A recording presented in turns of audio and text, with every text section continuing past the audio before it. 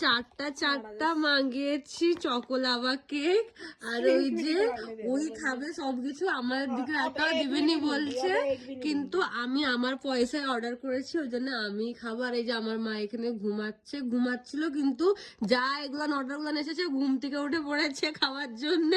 আর এই যে এও একবার বদতমিজ औरत, এও খাওয়ার জন্য একবার লকপক করছে।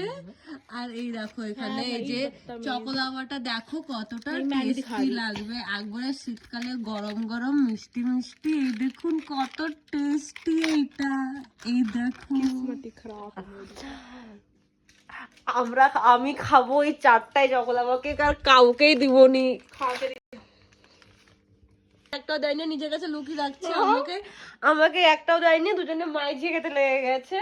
তো আপনারা কমেন্ট করে জানাবেন আপনাদেরও মা আর বোন এরকমই করে আপনাদের সঙ্গে।